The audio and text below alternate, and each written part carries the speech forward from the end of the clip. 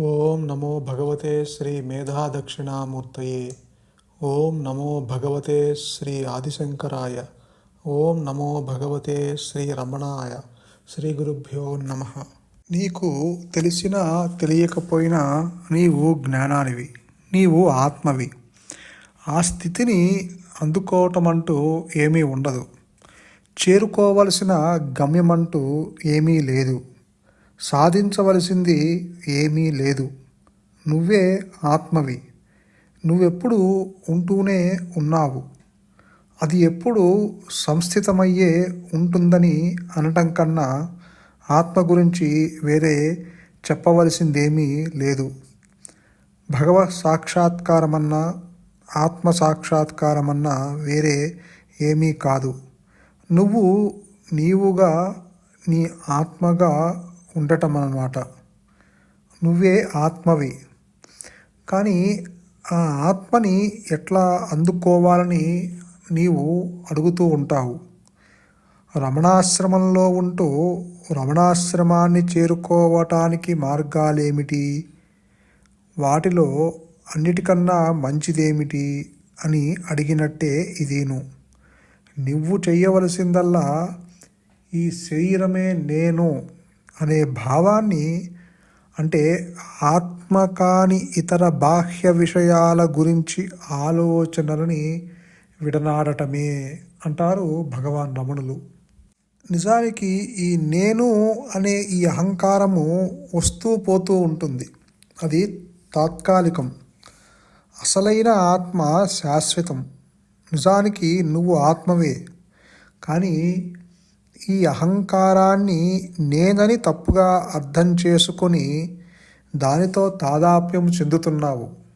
అహంకారం అంటూ ఏమీ లేదు. ఆది నుంచి అహంకారము తృణీకరించబడ్డది అని శంకరులు అంటారు.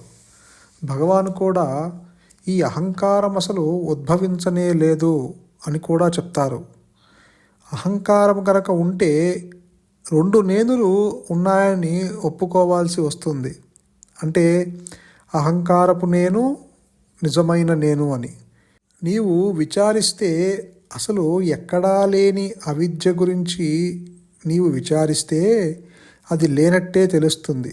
అది మాయమైపోయిందని నీవే అంటావు. అవిద్య అనేది అహంకారానికి సంబంధించినది. ఆ అహంకారం గురించి తలుచుకుంటూ ఎందుకు బాధపడతావు అంటారు భగవాన్. ఇంతకు అవిద్య అంటే ఏమిటి?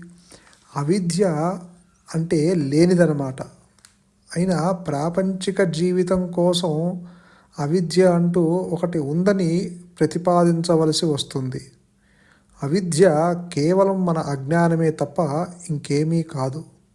అంటే ఆత్మని గురించి మరుపు, అజ్ఞానం అన్నమాట. సూర్యుడు ఉన్నప్పుడు చీకటి ఉండగలదా? అట్లాగే స్వయం ప్రకాశమైన ఆత్మ సమక్షంలో అవిద్య ఉండగలదా?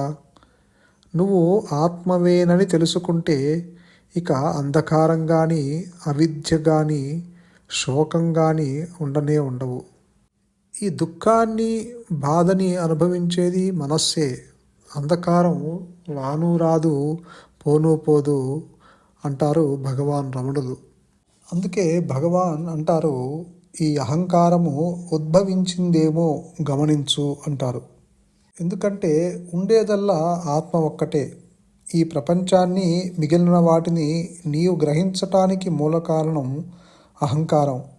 దాని మూలమేదో కనుక్కోవటానికి ప్రయత్నిస్తే అది లేదని, నువ్వు చూసే ఈ సృష్టి కూడా లేదని తెలుస్తుంది. ఉన్నది ఒకటే నేను. నీవు గాఢ నిద్రలో నీవు ఉన్నావు కదా. నీవు నీ దేహాన్ని పక్కన పడేసి, ఈ ప్రపంచాన్ని పక్కన పడేసి నీవు నిద్రిస్తున్నావు కదా. నీవు మేల్కొన్న తర్వాత నాకు హాయిగా నిద్ర పట్టింది, నాకేమీ తెలియదు అని అంటున్నావు కదా. అక్కడ ఏం జరిగిందో అని కూడా అంటావు. అది కూడా నీవు నిద్రలో చెప్పటం లేదు. నీవు బయటకు వచ్చి చెప్తున్నావు హాయిగా నిద్ర పట్టింది అని. అక్కడ నీకు ఎటువంటి దుఃఖము లేదు అని బయటకు వచ్చి చెప్తున్నావు. దీని అర్థము నిద్రలో ఉన్నది నీ సహజత్వము అని చెప్తున్నారు. ఇప్పుడు నువ్వు దేహాత్మబుద్ధితో ఈ దేహాన్ని జగత్తుని చూస్తున్నావు. మరి నీకు దేహస్ఫురణ ఎలా కలిగింది? నిద్రలో నీకు దేహస్ఫురణ లేదు కదా. కాబట్టి పుట్టిన దానికి ఏదో ఒక విషయంగా ఉండాలి. అదే అహంభావన, ఈ అహంకారము. ఈ దేహాన్ని ఆశ్రయిస్తే తప్ప దానికి మనుగడ లేదు. నేనంటే ఈ దేహమని, దేహము లేక ఈ జగత్తును చూచిన వారు ఉన్నారా? ఈ స్థూల దేహంతో స్థూల జగత్తుని చూస్తావు, అలాగే నీవు ఇతరులని చూస్తావు. అలాగే భేదభావము నీకు స్ఫురిస్తుంది. జనన మరణాలు అన్నీ నీకు అవగతమవుతున్నాయి కదా. ఇదంతా దేహాత్మబుద్ధి జనించిన తరువాతే కదా. నిద్రావస్థలో నీకు జననం గురించిన ఆలోచన కానీ, మరణం గురించిన ఆలోచన కానీ, ప్రపంచాన్ని గురించిన ఆలోచన కానీ అటువంటిదేదీ లేదు కదా.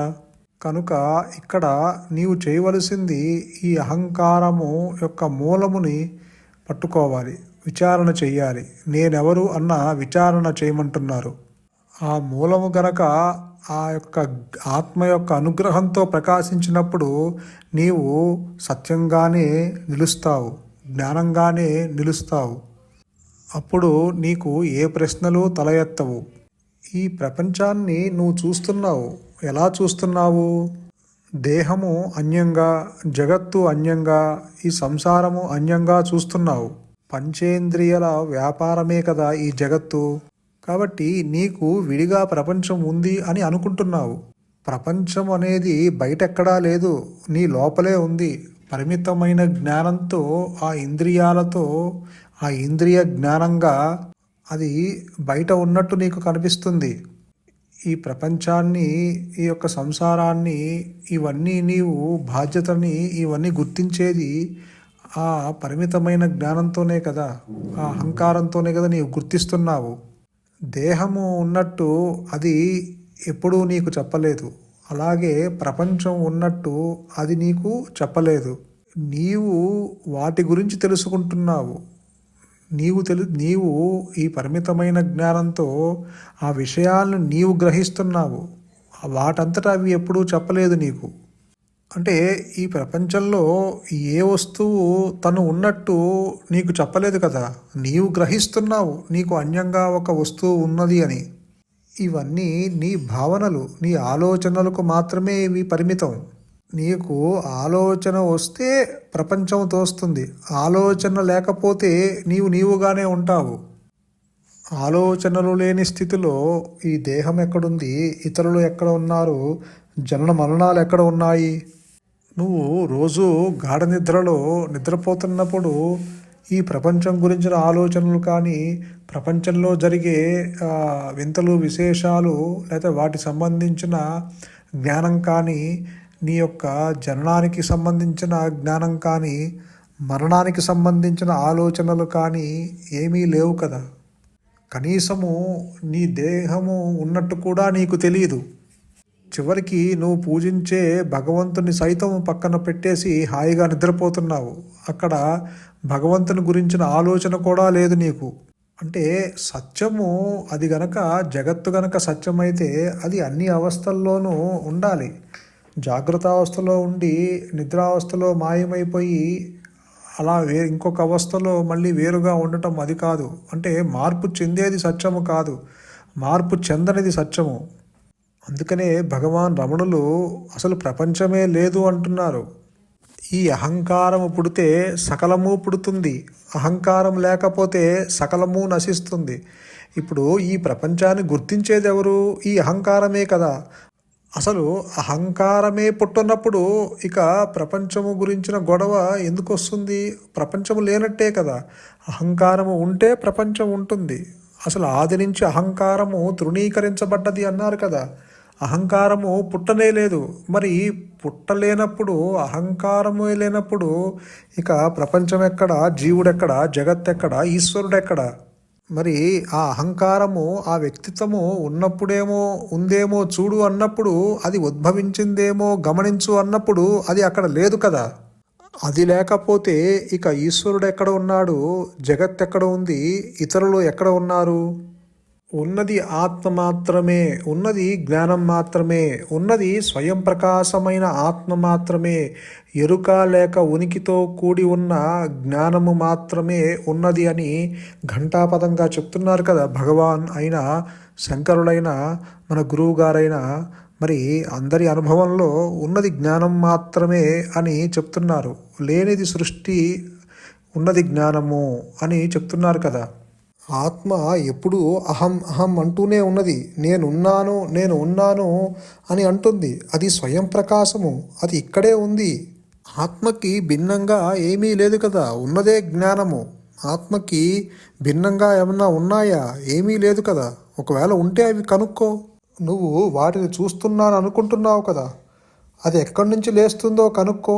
ఆలోచనలు ఇక ఉదయించవు, మిగిలేదల్లా ఆత్మే అంటారు భగవాన్. కాబట్టి ఆత్మజ్ఞానం అంటే ఆత్మగా ఉండటమే, ఆత్మగా ఉనికే. అంటే నీ ఉనికే. ఎవరు తన ఉనికిని కాదనలేరు కదా. కళ్ళని స్వయంగా చూసుకోలేకపోయినా తనకి కళ్ళు లేవని ఎవరు అనలేరు కదా. అద్దం ముందు నిలబడి నీ కళ్ళని వేరుగా చూస్తావు. అట్లాగే ఆత్మ కూడా వేరే దానిగా భావించాలని అనుకుంటావు. ఉన్న చిక్కంతా ఇదే. ఎప్పుడు ఈ వేరే విధంగా భావించుకోవటానికి అలవాటు పడిపోవటం వల్లే నీ గురించిన జ్ఞానాన్ని పోగొట్టుకున్నావు. ఆత్మని అట్లా భేదభావంతో ఊహించలేము. ఆత్మని తెలుసుకోవాల్సిందెవరు? జడ పదార్థమైన శరీరం తెలుసుకోగలదా? ఎప్పుడు నీ గురించి చెప్పుకుంటావు, ఆలోచిస్తావు. కానీ ప్రశ్నించినప్పుడు ఆ నేను ఎవరో తెలియదంటావు. నువ్వే ఆత్మవి అయినా ఆత్మని తెలుసుకోవటం ఎట్లా అని అడుగుతావు. ఈ అడిగేదెవరు? ఈ అహంకారమే కదా. కాబట్టి అది ఉద్భవించిందేమో గమనించు. ఇంకో కోణం నుంచి చూస్తే అసత్యమంటూ ఏమీ లేదు. ఉండేదల్లా ఆత్మ ఒక్కటే. ఉన్నది జ్ఞానం మాత్రమే. ఉన్నది స్వయం ప్రకాశమైన ఆత్మ మాత్రమే. సంతోషం. మౌనమే శరణ్యం. మౌనమే నీ సహజత్వం. ధన్యోస్మి.